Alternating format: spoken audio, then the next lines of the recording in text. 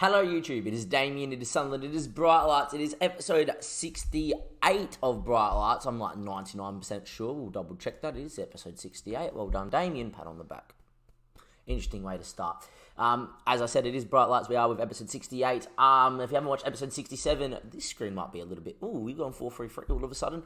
We have talked about what's going on. I haven't played around too much with like what players should do or like player-specific instructions. But we can definitely edit them in time. Right now, I'm just getting people to do what I need to do. The one thing we have changed is Adrian through another a complete forward, and it seemed to not work. But he did score 2 goals against Stoke. It is Stoke. They are second to last. Stoke and Swansea have got 6 points each with 6 draws. So to not lose to those two is not bad. And to be honest, Swansea got a draw against Arsenal. Wow. We are currently sitting in third. That is correct. Third. We're not having a good year in terms of stats, 7th in goals, 8th best conceded, but we are in third. And mainly reason we're in third is because we're just grinding out results in the 4-3-3. Since we last saw the last episode, we had... we just beat Leicester 1-0. We obviously had the Europa League draw where we drew Hearts. If you haven't seen that, please go check it out because we actually talk about the tactic a little bit more in depth. We then drew 2-2 to West Ham. We conceded 91st minute to a goal that was just... It was a banger. It's probably worth showing Coughlin's goal because it was a very good goal. It was more the fact there was just another poor defensive mistake, and every time Daniel and Ives played with each other, I just don't get it. They're the 2 best centre-backs we have in the club, period, and they just won't score. They just won't, they just won't, stay in the game. We always concede when they play against each other. Anyway... Alexander has a habit of this. We've seen it in previous episodes where he puts defenders in difficult situations, and then Coughlin just levels it first time. So to lose the game like that, we're not going to submit the team, am I? Oh, thank God. To lose a game like that, we're okay. We then beat Stoke 2-0. We heavily rotated because obviously the Man City game's 2 games later. And we got 2 goals through Nicholas Adrien. I was getting an assist from a corner, flicking it back post to Adrien. And then it was... it was Kim Jan that did that. And then Ives, for whatever reason, took a throw in because I think Van Dijk was off the field. He wasn't injured, but he just came off with the physio. He was okay. Threw the ball in, and Adrien turned and... hit it from about 15 yards, 14 yards, which is a nice goal. Anyway, we did dominate against Stoke, and it does show that when the system is working, it's not too bad. There is a lie that I have to just talk about, and it just Nakamura, for someone with 9 finishing, just keeps on finishing. I'm pretty sure I've offered him a new contract at the moment. There we are, just had to double check, but he just physically gets in the right spots. He's so tall, there's probably a part of me that really should be getting him to be working on his finishing, on his shooting, just to make sure that, that gets into the 11s and maybe he'll score even more goals. But he's been sensational. On the other hand, right, Manchester City are going through a tough time at the moment. They lost to Brighton, they lost to West Ham, they've won games through here, but, they haven't had the best of times in the Champions League. They lost to Juve, but, Chelsea beat them, they drew to Liverpool, which is obviously a good result. They lost the Man United derby, they lost to Bournemouth, and they've obviously lost to us back when we played them, back when we thought we were the kings of the world. It's a weird time to be playing Manchester City. Obviously, they're a team that knows our team quite well, and this will be a good test of us. Anyway, it is going to be Ives and Daniel. I don't know what to do with Daniel. He is wanted at the moment by a lot of clubs, but a lot of clubs know that he's unhappy, so instead of bidding the 70, 80 mil that we're getting from Liverpool, they're bidding 29, 30 mil is what the newspapers are predicting. I'm not going to sell for that, but if someone gave me 70, 80, I think Kim Jan has just grown into a good enough player now that he's played enough times for South Korea. He's very good physically. He's not bad in the air. He's got decent height that I feel like maybe Kim Jan's the future of centre-back, and Daniel, as much as it hurts me to say it, doesn't fit with Ives. Ives is having a better year, so maybe it's time to just tell Daniel that if he's going to impact the way he's been playing, which it has been, obviously, that he might have to leave. Anyway, Dosset got in, and the guy is in the middle. He's learning that role quite well. Nakamura, Silva, and Adrien. There is a part of me that wants to bring in a centre mid, a proper centre mid. Then there's a part of me that says, no, let's get Thomas to grow into it because he's young. And then Matthew King's coming back on loan, and the Australian plays in centre mid for Australia, but centre attacking mid is where he's naturally in. I'm tempted to bring him in and see what he does. Anyway, DRR is a player that obviously we all know about because we wanted to sign him badly, couldn't. Man City spent 82 mil of 100 mil in clauses. The guy's a freak. We would have played him up front. As it so happens, we probably would have played him.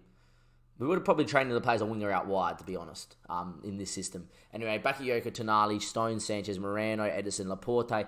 Paulinho always scores against us. Foden, and Arp is just sensational. How they're in 8th or 7th, I do not know. Anyway, come on, lads, show us what we can do. Keep this run of form going. Can we just go out there and make the difference and see how we go? We're going to set the opposition instructions and ask this. It's going to be an interesting transfer window, I reckon, at the moment, because I'm not concerned, obviously, with that, and that's really not so negative next in the game. I'm focusing on what we can do. Obviously, De Bruyne's out injured.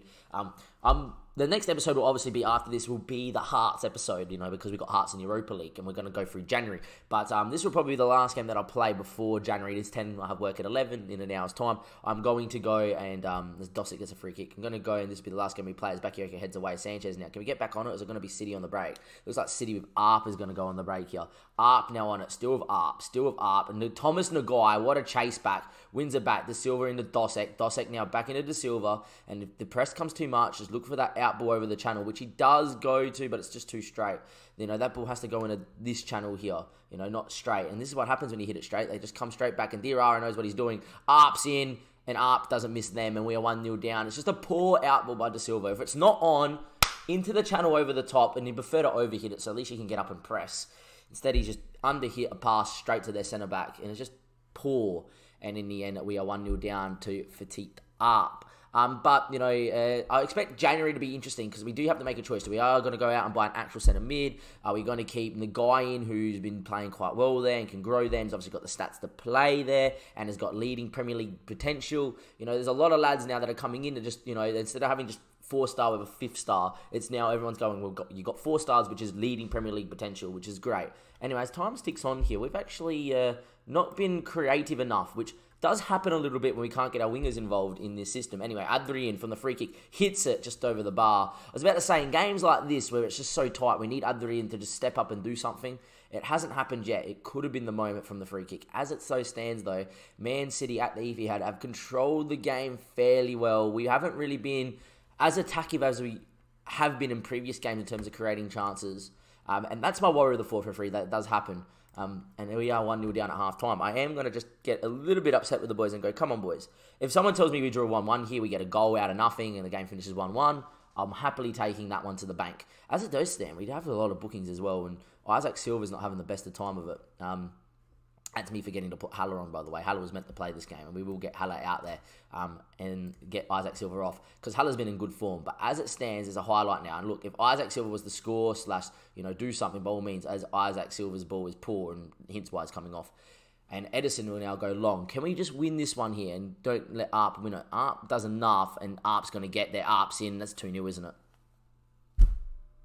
Of course it's 2-0. Of course it is 2-0. A Fatih Arp makes it 2-0. Phil Foden with this. It's just a header over the top. And Daniel yet again, not picking a man up.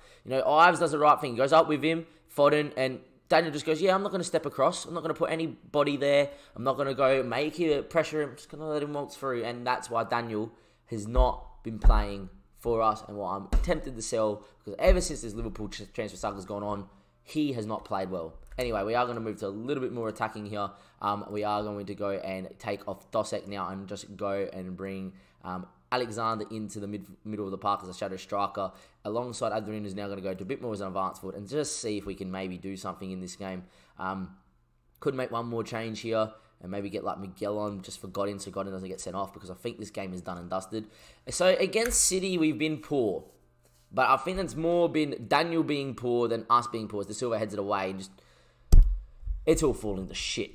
That's what it is. It's all falling to shit. Every time, 2 times we've got to make a change, 2 times we've conceded. Thank you, FM. And there we are. Game over. I'm barring like the biggest comeback ever. Game over. Anyway, Daniel gets on it. Finds De Silva. De Silva now. Can he turn? Can he play ball into the channel? Finds Nagai. Nagai now. Can he just play it inside? There's plays in pockets. The ball out to Miguel was on, and he does finally play it. There we are. Miguel into Haller. Can Haller produce a moment of brilliance? Can we just get one back here? Haller runs inside, looking for Adrian. Doesn't find it, but finds Nakamura. Can put a good ball in. Adrian with a header. And just like that, it's 3-1. And look, 15 minutes to score 2 more? I believe. Do you believe? If we can get one before the 85th, I believe. Because I know that there's quality. Adrian keeping his goal-scoring run, which is great. Haller gets on it. I think Haller's ball is meant for Adrian. It's just behind him, and Nakamura's alive to it, though. And that's the thing. That front three works so well. Nakamura knows exactly what's going on. Haller knows what's going on. And Adrian knows how to find the back of the net. I personally don't think we're going to get back into this, but you just never know. There we are. We would have needed a goal by now, and it looks like it's just going to be game over as Aranzini comes on. A player I'm interested in signing. Can we get one more? Just make it respectable? It doesn't happen. So Daniel, I don't know what to do with Daniel. And I feel like Daniel is we're going to just try and take as much money as we can for Daniel, I reckon. We do lose 3-1 the City, but that's the underlying problem here, is that I don't have faith in Daniel anymore. He's kicked up a fuss, he wanted a transfer request, and, Liverpool, maybe we should have took the 80 mil or the 90 mil with clauses that we could have got for him. But at the same time, I really thought that Ives and Daniel match up superbly well as a partnership. But unfortunately, it hasn't. I can't fault any of your effort today, boys. It just wasn't meant to be. Daniel has cost us there dearly.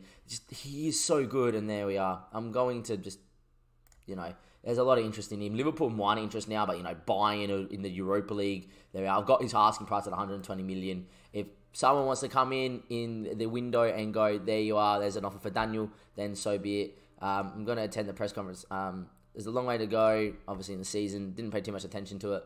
I'm disappointed we just haven't won. I'm keen to see how Arsenal take it as well, but they could move into third here. It's a long season. I'd rather not discuss it right now, and I think their reaction was warranted, as it doesn't do too much good to be so vocal in their critics. Sunderland are fine. The guy sets for a pay rise, and I think that is probably the end of Daniel, which is so sad because we worked so hard to get a work permit for him, and he was decent. Last season, he was a colossus, and I really expect him to get on. We got him another centre-back partner in Ives, who was sensational. Compare him and Ives. They're very similar in what they do. If we go to Ives. Don't think his last name's Ives. It's Luciano.